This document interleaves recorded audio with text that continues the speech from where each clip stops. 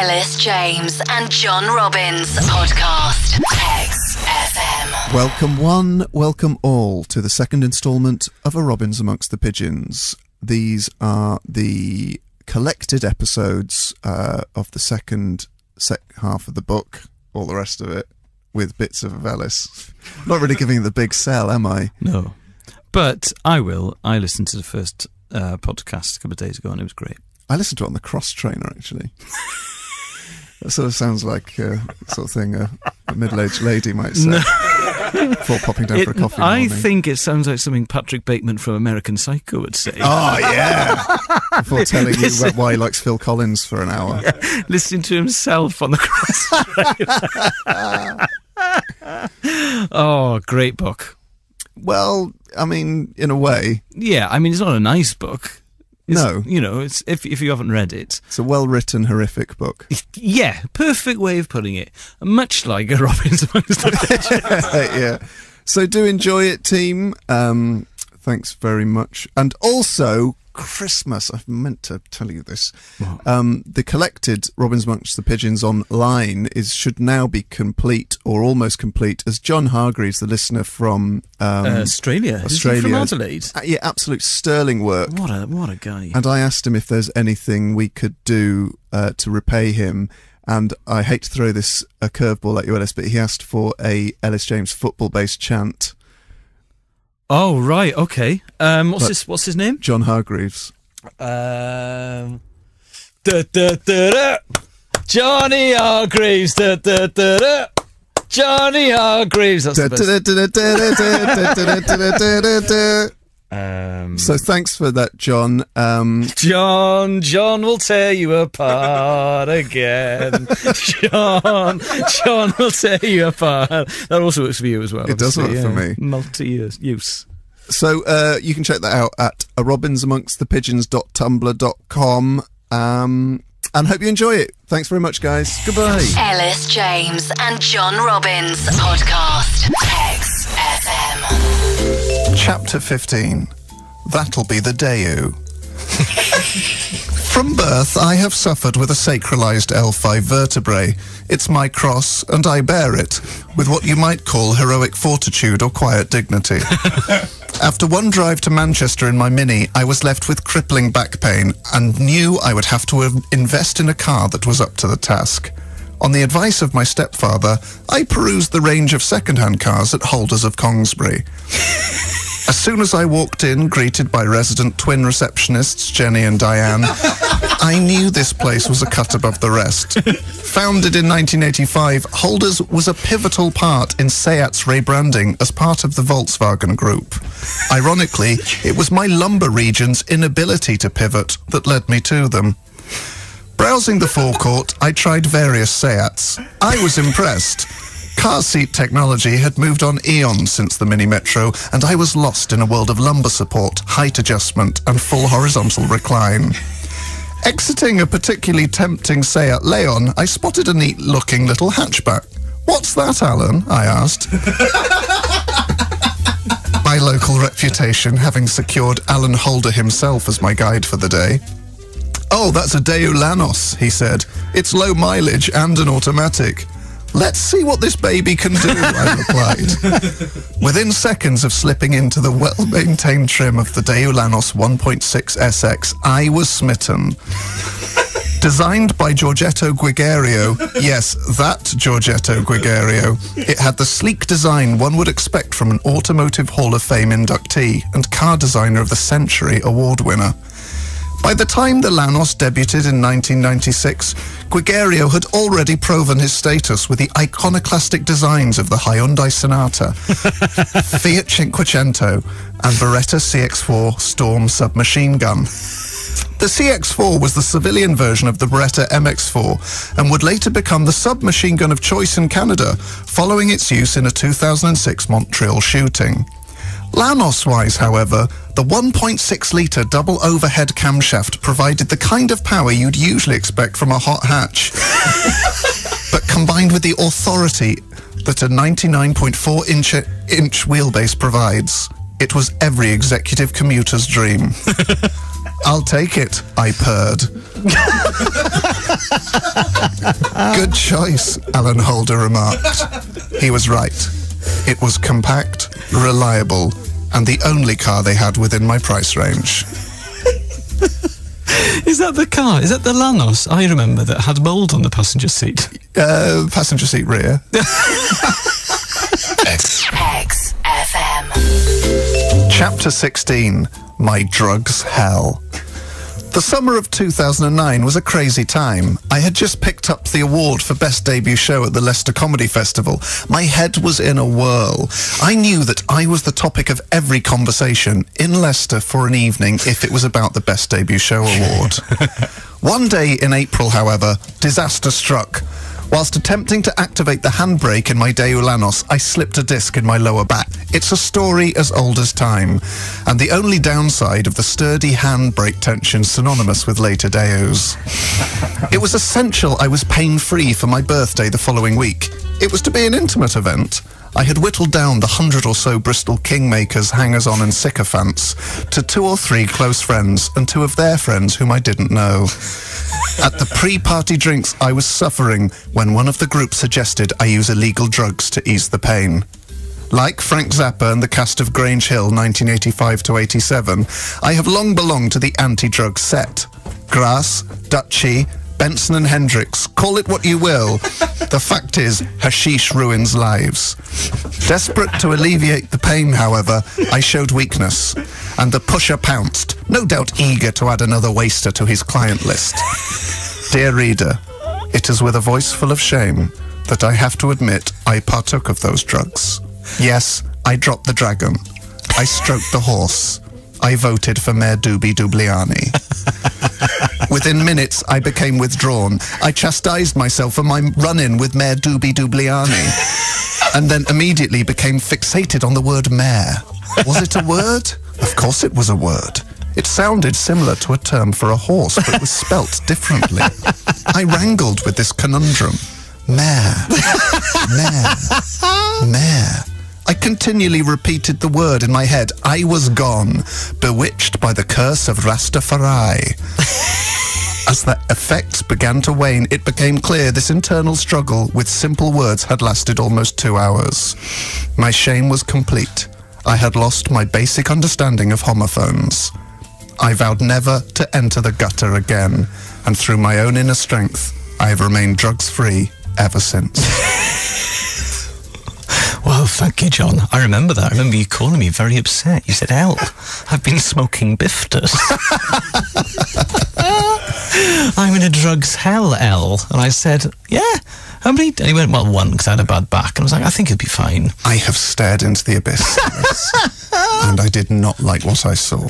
No, just the word mayor again and again and again and again. And ever since, I've been drugs-free, save alcohol, nicotine, and Lemsip Max Strength. Sudafed? No way. Yeah. I'm not going to take that risk. Ellis James and John Robbins podcast on XFM. Chapter 17, Death in Paradise. Having compiled 15 gigs under my belt, I was ready to perform at the biggest event in Bristol's comedy calendar, the Ashton Court Festival. For one weekend in July, the whole city descended on the country estate to see music, comedy, and indulge in every excess imaginable, from falafels to legal highs. The comedy tent held 500 people, and my reputation had secured me primetime slots on each afternoon.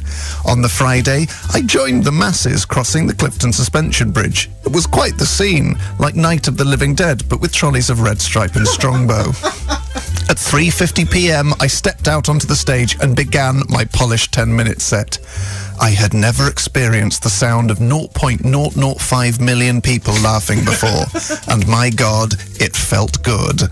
I was the toast of the tent, and I couldn't wait for round 2. The next day, I made sure to invite everyone I knew. My peers had to see that the Robbins at school, which they had bullied, ignored, / not been aware of, was on his way to stardom. It was crucial the atmosphere was as electric as it was the day before, so when I walked on stage, I gestured confidently for them to increase their applause. To spice things up, I decided to begin by improvising an observation about festival toilets. It met with silence. Was the mic on? Every face, including those I'd invited, bullies, girls I fancied, teachers, stared at me bemused. I went into some previously untried material about acupuncture to win them round. If anything, it made matters worse. The room pulsed with tension, and then it struck me. I was dying on my ass. I had never experienced it before. I couldn't understand. I had come on with the confidence of a past master. Oh, Icarus. It's one thing flying to the sun with waxen wings, but telling all your school friends to come and watch because you are the best at flying to the sun and will one day be on television flying to the sun is a whole other matter. After 10 minutes, I came off, mimed shooting myself in the head, and vowed never, ever to experience that feeling again. And, save for a misconstrued comment about sexual assault on stage in Gloucester, a 6-month period following the end of a relationship, and about 20% of all shows I've done in Edinburgh, I kept that vow.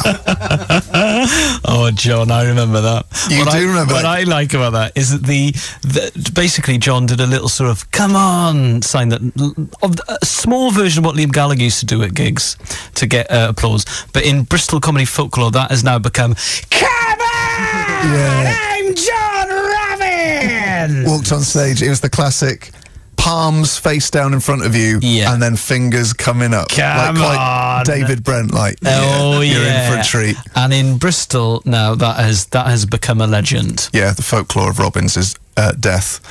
XFM. Now it's time for my favourite feature in radio. It's John reading aloud from A Robins Amongst the Pigeons, and I'm reliably informed that it's part 1 of a 2-parter which ends on a real cliffhanger. Chapter 18. The House That Joke Built, Part 1. As one of the biggest rising stars in Bristol, by 2007, my phone contacts was a veritable who's who of the biggest names in the southwest comedy scene. However, 3 key players were missing. One day I received a call from a promoter by the name of Kai Barron, offering me a gig. Kai was a big deal. If you wanted to gig in Yeovil, Paynton or Exmouth, he held all the cards. You'll need to drive the other comics there and back, he said. Who else is on? I asked. John Richardson, Mark Olver and Russell Howard, he replied. Words failed me. I was to be responsible for driving the 3 kingmakers of Southwest comedy to the very heart of Torquay. Hello? Kai asked. Sorry, Kai, words had briefly failed me. I'll take it, I replied. These guys were the pick of the Southwest crop. From Lyme Regis to Ilfracombe, from Newquay to Peacedown St John, no one could touch them. Mark Olver was a notorious Lothario and fried chicken enthusiast. He'd bedded more women than you've had hot dinners. And he'd also had more hot dinners than you've had hot dinners. John Richardson had a lightning wit and was a fan of neatness, hard work and more neatness. He was from the north, but I liked him nonetheless.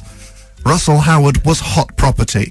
I think you'll get the picture when I tell you that by 2005, the start of my comedy career, he had already gigged in Plymouth. That's right, he was box office. I met them at an Esso garage. Though central, it was one of the most competitively priced Essos in Bristol. As I pulled up in my Deo Lanos, purchased only weeks before, Mark Olver shouted, "Holy hell, we're gigging with a sales rep." I thanked him for spotting that the Lanos would indeed suit a travelling executive and began to reel off some of its key specifications. Some days later, however, I realised he was making a joke at my, and by extension, the Lanos' expense. It is a slight I have never forgiven him for.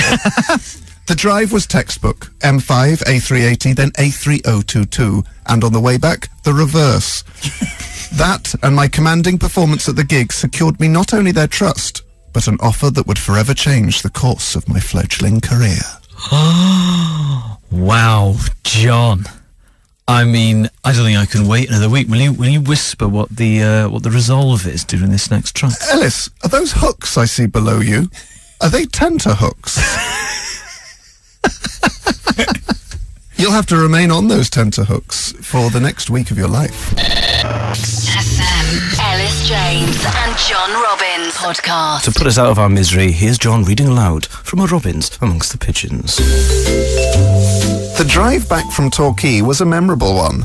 Let me remind you that my Belanost cargo was precious booty indeed. Russell Howard, Mark Olver and John Richardson. 3 men who had every Southwest promoter in their pocket. how they toyed with them, manoeuvring and preparing themselves for combat on every stage south of Malmesbury. The subject of accommodation came up. Oliver was still living with his parents, frustrated by the restrictions this placed on him from hosting some but not all of the local swingers' nights he was obliged to put on. Russell was living between Rockhampton and London, the two epicentres of comedy in the UK, and John Richardson was tucked up in the tidiest bedsit I, or Avon and Somerset Social Services, had ever seen.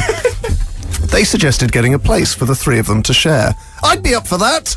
I exclaimed, slightly louder than I had planned.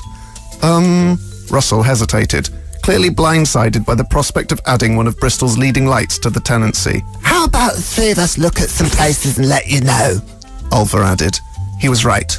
They would not want to risk losing me, and would want to make sure I was suitably impressed by the options. A few weeks passed. I heard nothing. It was crucial I appear keen, but not too keen, so I called each of them 20 or 30 times. After 2 more weeks, several unanswered calls, and a further 4 preferred candidates dropping out, I took the 4th bedroom at top floor flat 9, the Paragon. It was the perfect mix. 3 professional comedians and 1 amateur who supplemented his income with temp work. They would talk long into the night about influential players in the comedy world, some of whom were from London. I soaked it up, in awe of these colossi of stand-up. It was quite the coup for me professionally as well. There was a drip-down effect gig-wise. If Russell was offered a gig he couldn't make, he would pass it on to Oliver, then Oliver to John, John to a friend of his in Frome called Mike, Mike to various Bath-based new acts, and if they and several Cardiff comics couldn't make it, I would be left reaping the rewards of unpaid 10-minute spots as far north as Gloucester. Nothing could go wrong. Or so I thought. Surely not another cliffhanger. It's a double cliffhanger. Oh, I didn't think that could be done. You're not writing on Broadchurch. That is extraordinary. Oh, well, more of that next week from John. I personally can't wait, although I did know John during this period, and all of the Cardiff new acts, myself included, thought he's made. He'll be on Saturday Night Live within the next 25 years. That's still possible. It is still possible. We've got 15 years to go. Yeah. Best of luck. XFM. Russell had an Xbox. I had never owned a games console before and was overcome by the quality and playability of a game called GoldenEye. It was like I was James Bond. There were a number of guns to choose from and numerous baddies. As a result of my obsession, I missed the entire summer of 2006, sat in the living room throwing grenades down stairwells and collecting health bonuses. Bliss. Bliss. Oh my God. The careers of my housemates flourished, and I dealt with it really well. Russell, now a Mock the Week regular, had begun a 6-music radio show with Richardson. I was muted to play a major role, but was dropped at the last minute and was fine with that. In order to supplement the gap in my income this created, I took an office temp job. It was an arrangement that suited us all. I was glad to avoid the early mornings that Russell and John had to suffer once a week before broadcasting to the nation and becoming famous. Close shave. I also had my own cottage industry.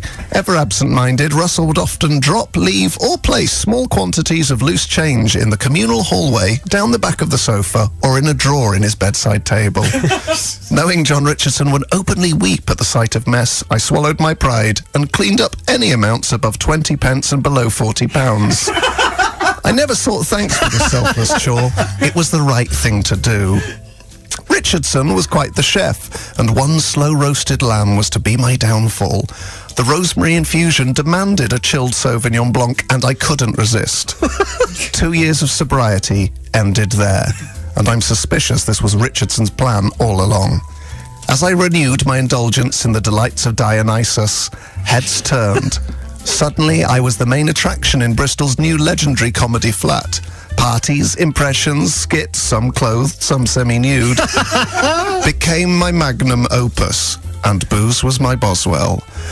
Unable to deal with the attention I was gaining and late-night singing/crying I subjected them to, Oliver, Howard and Richardson wanted out. It had always been too good to be true, and after a brief 5-year career plateau, I set about proving them wrong. I remember I remember talking to you around that time, and you were absolutely fine with their success. Absolutely fine with it, mate. You went on the Six Music programme once, maybe? Yeah, that's the same as a career, isn't it? Oh, I also remember the parties. I wasn't invited, but I was still an open spot at the time. So, I was absolutely fine with that as well. Deep parties. Well, one party that I've sort of misremembered as a summer of Gatsby-esque. Because I remember debauchery. I remember one newsy part. Because with that party, I remember talking to a comic who'd been, and he said, "Yeah, I went to the party at Robbins, Howard, Richardson, and Oliver's house." I went, "Oh yeah, what was it like?" And he went, it was great looking at John's iPod, which makes it sound really mental. XFM. Ellis James and John Robbins on XFM podcast. Chapter 21. No Deal. Mark Olver, my erstwhile flatmate, had got me some lucrative work filling in for him as the warm-up for Channel 4's Deal or No Deal. Now a mainstay of the schedule, back then Deal or No Deal was a groundbreaking show. Day after day, contestants would equate real-life happiness with varying sums of money hidden in red boxes, all overseen by consummate professional Noel Edmonds. At that time, warm-up was a skill I had not yet mastered. The audience were almost entirely made up of pensioners bussed in from the north and the local unemployed. There were occasions when my darkly comic monologues were not what the audience or the production staff or channel thought was appropriate. Yet the sword would ultimately fall from the highest level, Edmonds himself. In order to satisfy my employers, I replaced my stand-up set, which included a fictional tale of a family all killed in car crashes outside of their home, with some light audience banter.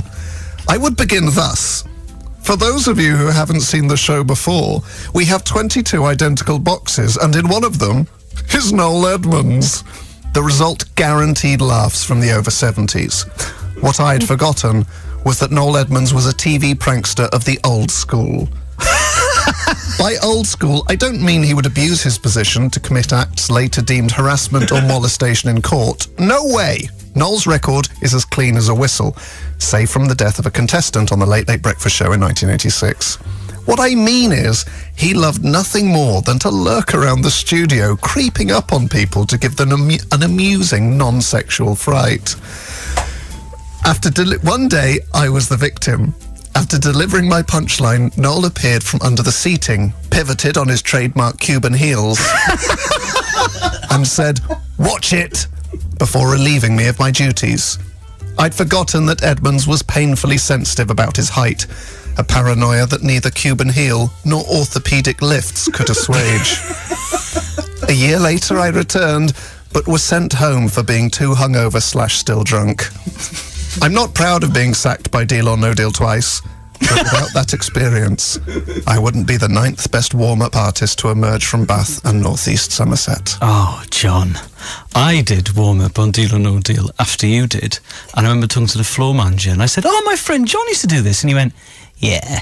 And apparently there was a bit when the show was happening and then a camera broke or a light bulb on the set broke, and they said, "John, you need to go and do warm-up now," and he was slumped in your seat and you didn't hear it the first time, and then they went, "John, you need to do warm-up," and he apparently went, "Oh God." Yeah, I've always been suspicious that was the reason. Oh Lordy, I mean, it is soul-destroying. Makes you want to get inside a box and kill yourself.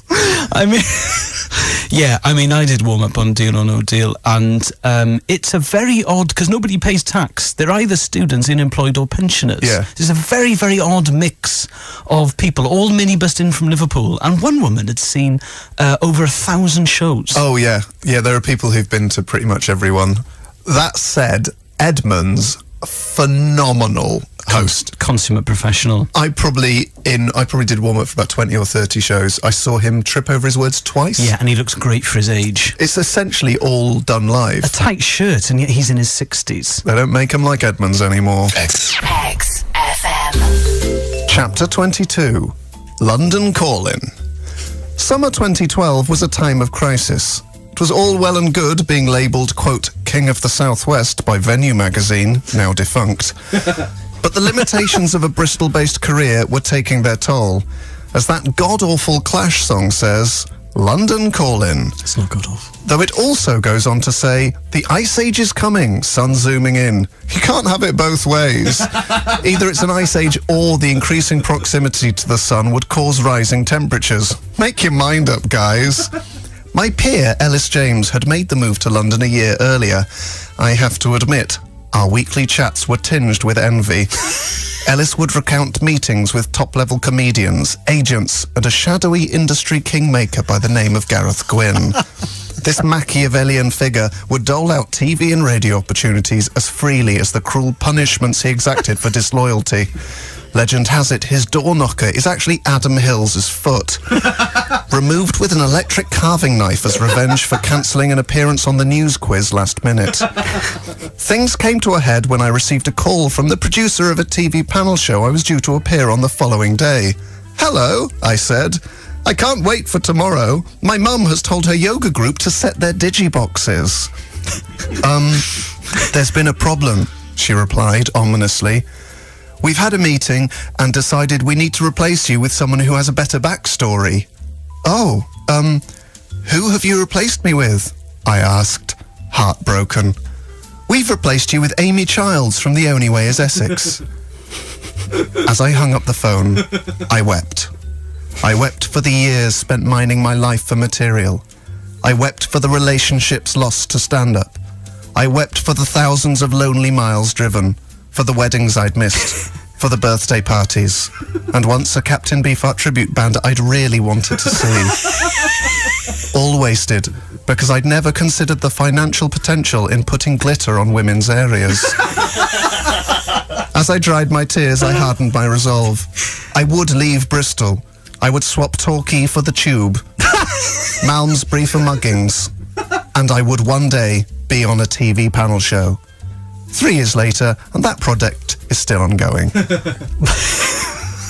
I remember that, John. Thanks. I remember that vividly. Yeah. Amy Childs Gate. Amy Childs That's Gate. the second gate of this show. Cupholder Gate and now Amy Childs Gate. Yeah, it's like a big farm. Yeah. With cup holders at one end and an awful human being at the other end. Who, to be fair, is not her fault because she is promoted by TV commissioners who should know better. But Yeah. you got an Edinburgh show out of that disappointment, didn't you? Yes, that was widely ignored. Tune in next week.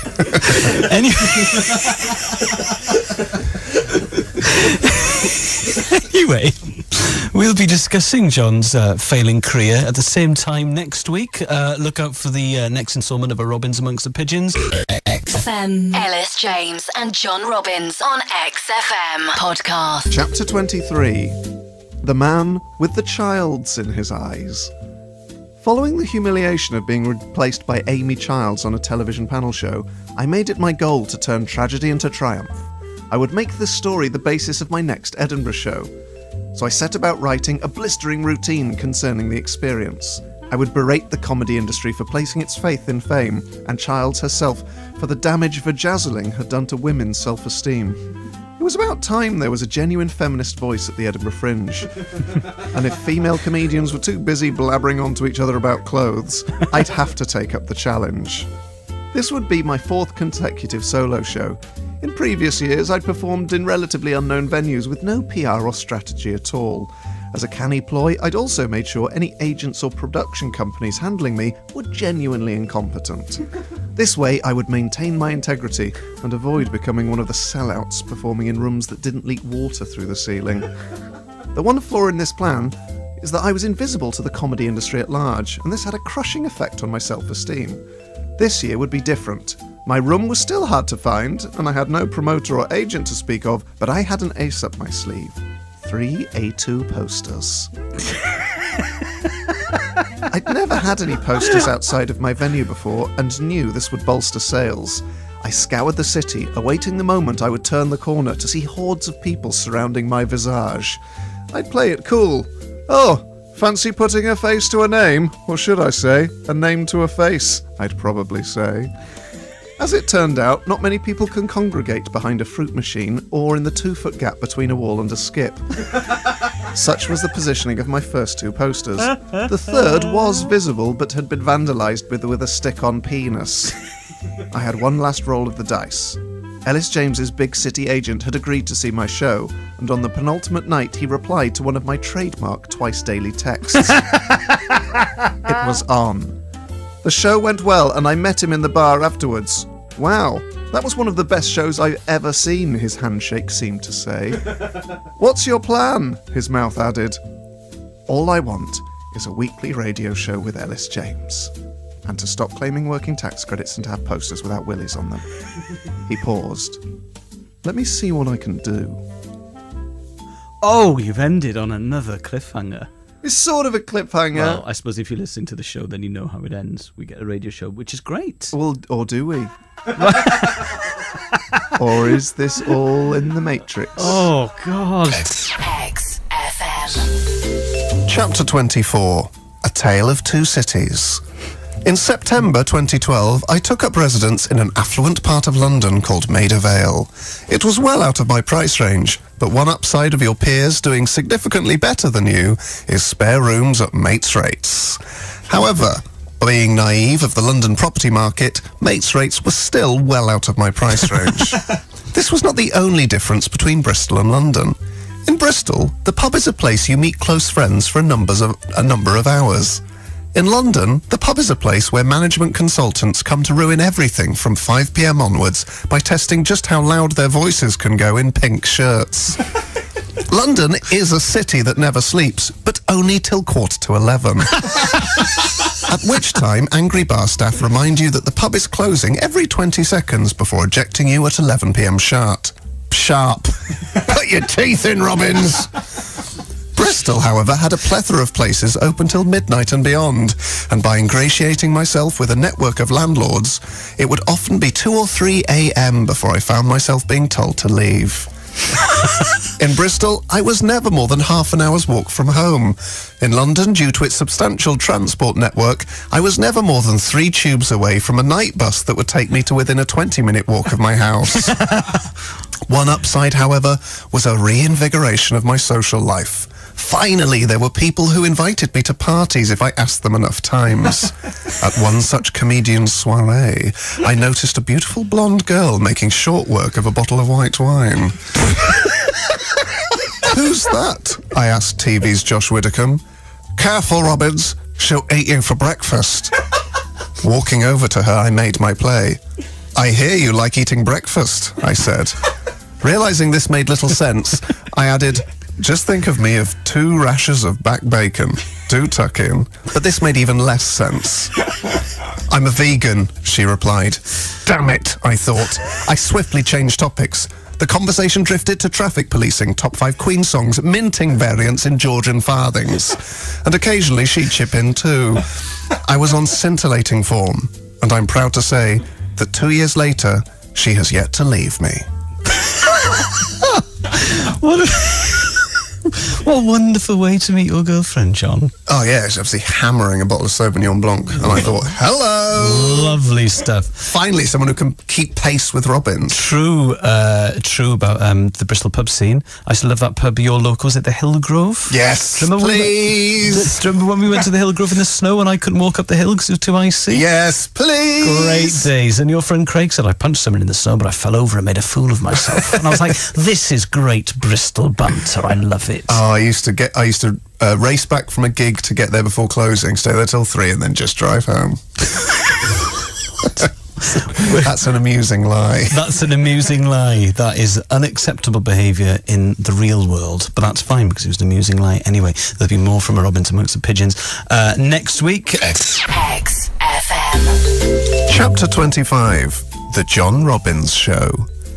One afternoon, I received a call from my new agent. He had arranged for myself and Ellis James to record a pilot for London-based digital commercial radio station XFM. What about Six Music, I asked. That's a no-go, he replied. Never mind, I sighed before cursing our terrible luck. It was crucial I make a good impression. XFM was an exciting indie rock station, and I must fit the bill of the cool renegade their listenership would be crying out for. Our first meeting was with a young hotshot producer by the name of Producer Dave. I knew Ellis would kowtow to the man at any given opportunity, so I made clear I was a guy who didn't play by the rules. After shaking his hand, I put my feet on his desk and lit a cigarette. I'd taken it from the pack concealed in my t-shirt sleeve like in films. I sized him up. He looked like the sort of guy who would make a good impression on your parents, having mastered the smart, well-groomed appearance of a championship footballer in court on an ABH charge. Let me tell you how this is going down, Dave, I snarled. It's 3 hours of Frank Zappa and Queen. No BS. You can't smoke in here, he said, cowering. I knew this was a ploy to break my nerve. Staring him straight in the eyes, I put my cigarette out in my palm and lit another. After a brief chat with Global Radio security staff, I decided I did want to stop smoking, and also to make a £200 donation to the business of my own free will. I took out the list of show names I drafted the night before. Dave, choose from this list and then we'll talk. The list was as follows. John Robbins Blows Your Mind on XFM. John Robbins' Great Show plus Guest. The John Robbins XFM Show with Welsh Assistant. John Robbins presents Freddie and Frank on XFM, asterisk, additional material by Ellis James. After calls from my agent and the boss at XFM, we decided to settle on the Ellis James and John Robbins Show. I decided to replace 3 hours of Zappa and Queen with a revolving playlist of selected indie hits. It was a canny move on my part, and one that nobody saw coming. It turned out to be the making of us. You're welcome, Ellis. You're welcome. Dave obviously is here. He'll confirm that is exactly how it happened. Although, I've really got to say this to the listener, when he did stub out the cigarette on the palm of his hand, it later became infected. Anyway, you're listening to Ellis James and John Robbins on XFM. Imagine if you were listening to John Robbins' Great Radio Show plus Guest on XFM. Yeah, I think that would be a truer reflection of what the show has become. But anyway, that's fine, and I'm absolutely fine with that. FM, Ellis James and John Robbins podcast. Chapter 26, Turning the Tables. Over the past 25 chapters, I've covered both the highs and the successes of my life to date. But it's only fair to let my co-workers have their say. So for this chapter, I hand you over to Ellis James and producer Dave, who conducted a candid interview. Go easy on me, guys. Ellis, what's it like being friends with John? I have to say, it's an honour. Without doubt, the greatest pleasure of my life. Really? More than the birth of your first child? Oh, absolutely. With a child, everything takes absolutely ages and you have to let people down on their birthday. Time with John is so simple and effortlessly funny. People will think he's writing these answers for you. Well, I can assure them he hasn't, and if he had, they would be pure poetry. What's the dynamic like working with John at XFM? Oh, I wouldn't say I work with him. It's more like I assist the management of his talent. With his considerable intellect, sometimes he needs an arm around the shoulder. Mostly I help him rein in his natural broadcasting ability. If he went full Robbins, he'd be snapped at by one of the big dogs instantly, and I couldn't have that. So, you don't think he'll ever move on? Oh, I don't think so. He's been offered things like Saturday Night Live, hosting of Icon News View, and even a ministerial position. But his commitment to digital radio and mainstream indie music is unbreakable. He'd hate for me to say this, but he's incredibly selfless. Come on, there must be downsides. Only in the sense that with John, as with all the great polymaths of our age, he pays a price for his genius. I tend to get by telling the odd anecdote and getting big parts as a comic actor, so there are very few stresses. With Robbins, he's a slave to his gift. There are moments of darkness, but without that, he wouldn't connect with people on such a visceral level. What's John's worst habit, Ellis? Probably his modesty. He was offered a blue verified tick on Twitter and actually turned it down, probably because connecting with ordinary working people is so important to him. Which is also why he chooses to keep his income below the top 2 tax brackets. Can you sum him up in one word? Legend. Honestly, guys, I'm blushing, and I thank you both for that honest appraisal. There you go, that's the end of that one. Oh, John, it just felt good to finally... It felt nice to be able to be that honest. Yes, and I just think you need to be able... Because otherwise people just think this is all me sort of talking about myself. It's nice to give another point of view. Another perspective. And also, you know... a lot of men, a lot of British men find it very difficult to talk about their emotions. Absolutely. So to be that honest on a national platform, just felt it was just really, really nice. So thank you for that opportunity. No worries at all, mate. No worries at all. XFM. Chapter 27. Brand Robbins. By late 2014, I had almost completed the task of rebuilding Brand Robbins. On the eve of my 10th year as a stand-up, I had transformed myself from a frustrated jobbing comedian plagued by regret to a solvent London-based comedian / DJ plagued by regret.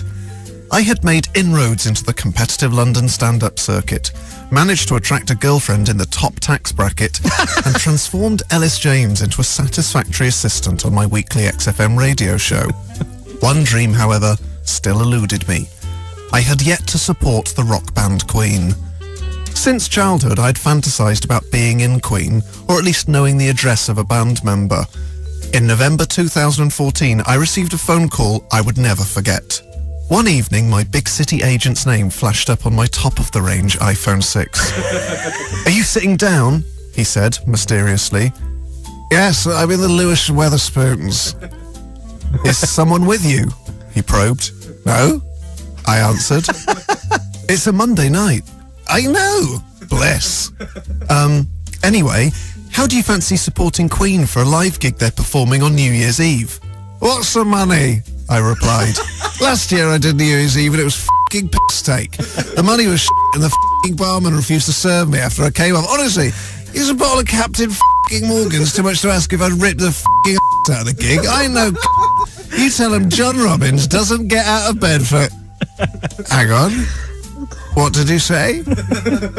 Queen needs someone to do half an hour before they perform live on BBC One on New Year's Eve. You in? My jaw dropped. I was lost for words. My mind raced. Would I get to meet them? What would I wear? Did I have time to grow a moustache? Panicking, I downed a cold latte that had been on my table when I arrived. So? Yes, I'll do it. With all my heart and soul, with the joy of the child within and the man inside. I won't let you down. I won't let Queen down. I was speaking the truth. Though it had been my mantra for 20 years, not letting Queen down now had a genuine real-world application. I hung up the phone, had a panic attack, then a Guinness, then another panic attack. My prep would begin in earnest. Very, very, very good. But also, we have to hand it to Vin. Incredible timing with the bleep there. I mean, Vin has been on tenterhooks all morning, and he's been sweating. Now I know why. Because if he'd got that wrong by a nanosecond, XFM would have come to an end. So well done, mate. But John, I mean, it's another cliffhanger.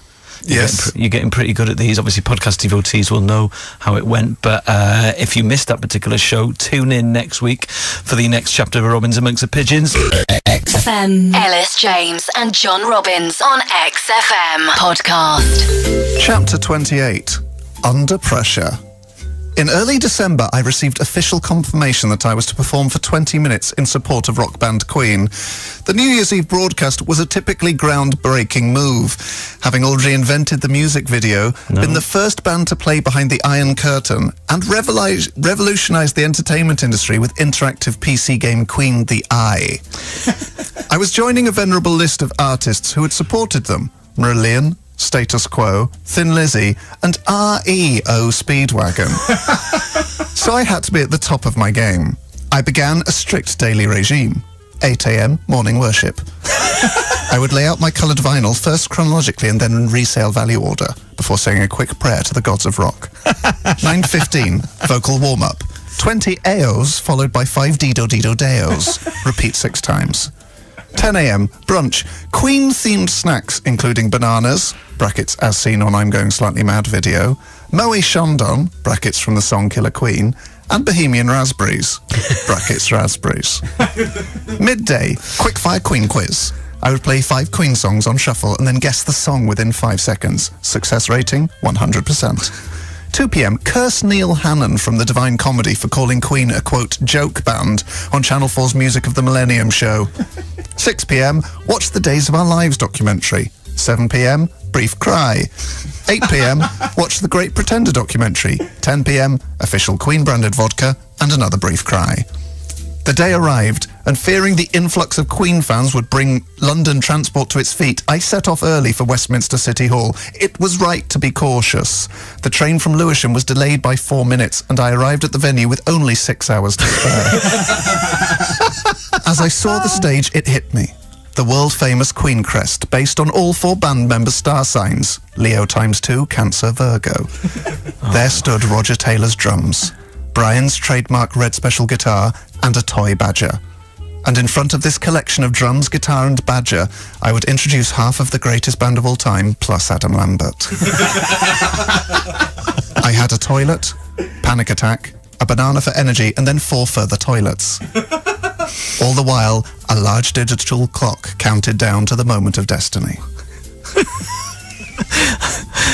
I know how nervous you were. I also know that you would have been 6 hours early. However, I didn't know their logo was based on their 4 star signs. Yes, is that true? Yeah, designed by Mercury himself. That is absolutely the tackiest. Oh, shut your mouth and go to bed.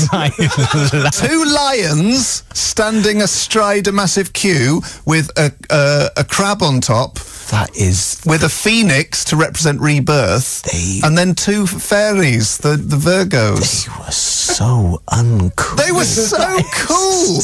Oh, what's your logo then? It's just a copy of the New Statesman emblazoned on London Pride motif. Come on, mate, get yourself a logo. It's like football teams have logos. You love football team logos. Yeah, and it's not based on horoscopes. Well, My logo is EJ written with a calligraphy pen.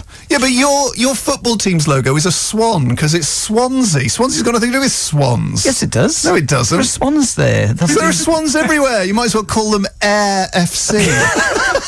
Have a photo of some air. You absolute idiot. XFM.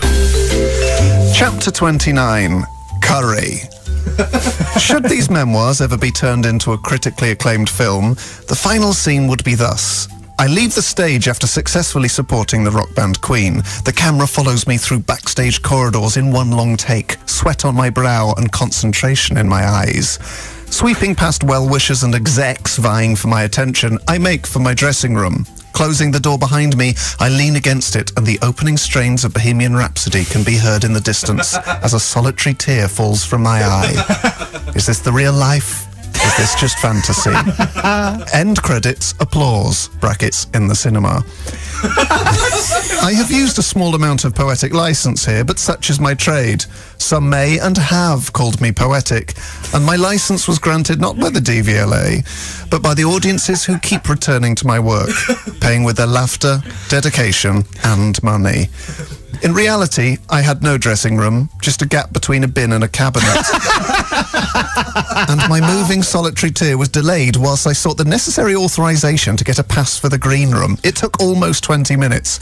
All the while, Anita Dobson lounged with access to bottles of Beck's and canapes that I was being denied by petty bureaucracy. Finally, I entered and watched the gig on a big screen. The audience were perfect. I had not let Queen down. They're certainly well warmed, I suggested to Dobson. Mistaking my comment for a judgment on the canapes, an awkward few moments ensued, during which my backstage pass and wristband were examined by a further 2 members of staff. Honestly, this country.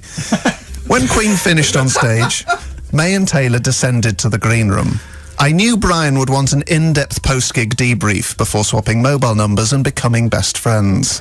May approached, his trademark hair billowing like a cloud. "Hello," he said with quiet dignity. "Hello," I replied. "These canapes are nice," I said. "What are they?" he asked. "They're like miniature prawn curries," I said. "Curry? Oh, I don't like curry." And with that, he was gone. They say you should never meet your heroes. I disagree. From that day onward, every time I've eaten curry, I've thought of Brian May. If I was already thinking about him, then I'd think about him again. And that's no bad thing. Oh, John. Bombshell, though. I don't like curry, which means that I have more in common with Brian May than you do. Can you play It's Late on the electric guitar? Yeah, I mean, if I was given the tabs. Well, you aren't given them. Can you play it? No. Well, nor can I, because I've forgotten. All right, well done. But have you got a postgraduate degree? In comedy, yes. So, to recap, I have more in common with Brian May than John. John He's English. Yeah, I'll give you that. Yes. He is tall. Oh, God, I almost swore then. Yes, he is. He has long arms. Yes, John's gibbon arms make him an excellent goalkeeper. His girlfriend is a member of Equity. Are you a member of Equity? I'm not, but my girlfriend is, and I'm assuming Anita Dobson is. Yeah, of course you would be. Yes, so 1-0. Ellis James and John Robbins podcast. XFM. Chapter 30. A Robbins Amongst the Pigeons. If you're reading this book, or listening to me read aloud, we are at the end of our journey. If you're an alien life form who discovered this in a time capsule of mankind's greatest achievements, we come in peace. Do not abuse our kind nature with your superior intelligence or probes. Saying goodbye to a book is very much like parting from a dear friend. You may shake their hand, you may shed a solitary tear. You may remind them that you bought one more round than they did, and this isn't the first time that this has happened. So maybe next time they should bear that in mind, especially considering how much money their parents recently left them. Hopefully, I've given insight into the events that shaped the character of Robbins. It has not always been a smooth ride. I have my flaws, but in a good way, like Sherlock Holmes or Cracker. There are many stories for which I simply have not had the time to elaborate. The brave but distressing outing of my first shell suit, the years lost to competitive Scrabble, and the time Steve Redgrave moved cat hair from my trousers. But though the book/audiobook/brain download, if you're listening to this in a billion years, has come to an end, the story is just beginning. Digital local radio is an art form in its infancy. Like 1960s rock, it is a blazing force that needs steering towards a bright future. I believe I and my Welsh assistant are the men for that job, and I promise you, as custodians of that flame, we will do everything in our power to ensure it never chokes on its own vomit or forms wings. And what was the ultimate destination of 1960s rock? It was the majesty of Queen. I shall make my way summoning the characteristics of all four members: Mercury's flair, May's intelligence, dignity, We'll do that again. Mercury's flair, May's intelligence, Deacon's dignity, and Taylor's 2 fingers to the system, unless the system is terrestrial television or willing to negotiate on fees. I have truly been a Robbins amongst the pigeons, so the next time you see a red-breasted friend, take a moment to consider him. The cold winters survived, the plentiful summers enjoyed, and pay special attention to his red breast. Some say it was stained with the blood of Christ. Others say he was scorched whilst feeding water to souls in purgatory. But I will proffer a third explanation. The robin is a small insectivorous passerine bird, specifically known as a chat. So maybe, just maybe, like me, that distinctive fire in his belly comes from the sound of his voice, his chat. Chat is the one constant in my life, my trade, my emblem, my milieu. And if you would like to secure that chat for voiceover work or corporate engagements, don't look for me in your garden or near recently disturbed earth. Please contact my agent. The end. Oh, John, what a towering achievement. Done it! I mean, there was a long walk to freedom, Nelson Mandela, and then there was a Robbins amongst the pigeons. I think they're the big 2 autobiographies. That's it. That and Roy Keane, My Story. Yeah. Absolutely fantastic, John. Also, that final chapter, nothing gives a better insight into the books you read as a teenager growing up than the Sherlock Holmes and biblical references. Yes. You know, have you read the Bible cover to cover? Oh, cover to cover. Read the sort of, the highlights. All the rude bits, the car chases. Job. Goal of the month. Revelation. The out there trippy bits. Guys, Jesus is cool. If he were alive today, he'd be out there in his Crocs, drinking fair trade coffee and telling it like it is. He wouldn't be some starch-collared suit. Music.